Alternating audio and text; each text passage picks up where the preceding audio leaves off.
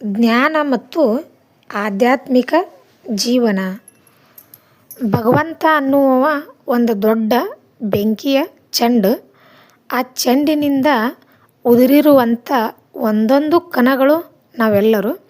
ನಾವು ಮಾಡುವಂಥ ಕೆಲಸದ ಮೇಲೆ ನಮ್ಮ ಫಲ ಸಿಗುತ್ತೆ. ನಾವು ಒಳ್ಳೆಯ ಕೆಲಸ ಮಾಡಿದರೆ ಒಳ್ಳೆಯ ಫಲವನ್ನು ಪಡ್ಕೋತೀವಿ, ಕೆಟ್ಟ ಕೆಲಸ ಮಾಡಿದರೆ ಕೆಟ್ಟ ಫಲವನ್ನು ಪಡ್ಕೋತೀವಿ. ಹೀಗಾಗಿ ನಾವು ಸರ್ವಶಕ್ತನಾದ ಆ ಭಗವಂತನ ಮಕ್ಕಳು ನಾವೆಲ್ಲರೂ. ಹೀಗಾಗಿ ನಾವು ಅಂದುಕೊಂಡಿದ್ದನ್ನು ಸಾಧಿಸಲೇಬೇಕು. ಆಧ್ಯಾತ್ಮ ಅಂತಂತಂದ್ರೆ ಅನಾದಿ ಕಾಲದಿಂದಲೂ ನಮ್ಮೊಳಗಿರುವ ಒಂದು ಆತ್ಮದ ಕುರಿತು ಅಧ್ಯಯನ ಮಾಡುವುದೇ ಆಧ್ಯಾತ್ಮ ಆಗುತ್ತೆ.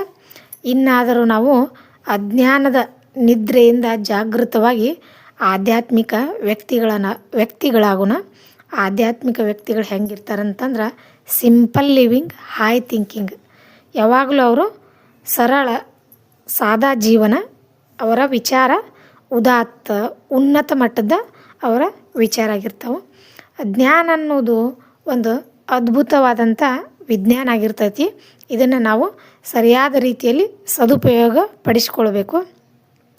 ಜ್ಞಾನವನ್ನು ನಾವು ಹೆಂಗೆ ಮಾಡಬೇಕು ಅಂತಂತಂದ್ರೆ ಹಸಿದಂಥ ಮಗು ತಾಯಿಗಾಗಿ ಹೆಂಗೆ ಹಂಬಲಿಸ್ತಿರ್ತೈತಿ ನೋಡು, ಅಷ್ಟು ತೀವ್ರತೆಯಿಂದ ನಾವು ಜಪ ಮಾಡಬೇಕು.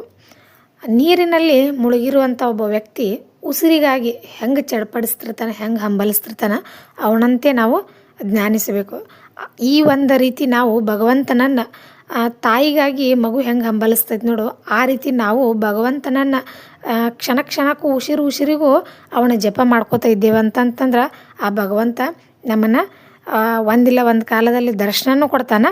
ಆಮೇಲೆ ನಮ್ಮನ್ನು ಬಿಟ್ಟು ಅವ ಯಾವತ್ತೂ ಎಂದಿಗೂ ದೂರ ಹೋಗೋದೇ ಇಲ್ಲ. ಅದರಲ್ಲೂ ನಾವು ದೇವರತ್ತ ಒಂದು ಹೆಜ್ಜೆ ಇಟ್ಟರೆ ದೇವರು ನಮ್ಮ ಕಡೆ 1000 ಹೆಜ್ಜೆ ಇಡ್ತಾನಂತ ಭಗವದ್ಗೀತೆಯಲ್ಲಿ ಶ್ರೀಕೃಷ್ಣ ಪರಮಾತ್ಮ ಹೇಳ್ತಾನೆ. ನೀ ನನ್ನನ್ನು ನೆನೆಸು, ನಿನ್ನ ಕಷ್ಟ ಕಾರ್ಪಣ್ಯಗಳನ್ನೆಲ್ಲ ನನಗೆ ಬಿಡು ಅಂತ ಹೇಳಿಕೆರಿಂದ ಶ್ರೀಕೃಷ್ಣ ಪರಮಾತ್ಮ ಭಗವದ್ಗೀತೆಯಲ್ಲಿ ಹೇಳ್ತಾನೆ.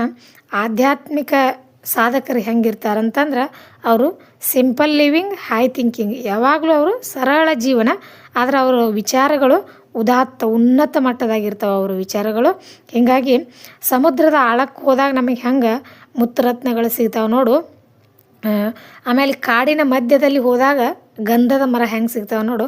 ಹೀಗಾಗಿ ನಾವು ಜಪ ಅನ್ನುವಂಥ ಜ್ಞಾನವನ್ನು ಆಳವಾಗಿ ನಾವು ಮಾಡಕತ್ತೀವಿ ಅಂತಂದ್ರೆ ಅದರ ಅನುಭವ ನಮಗೆ ಆವಾಗ ತನ್ನಿಂದ ತಾನೇ ಆಗುತ್ತೆ.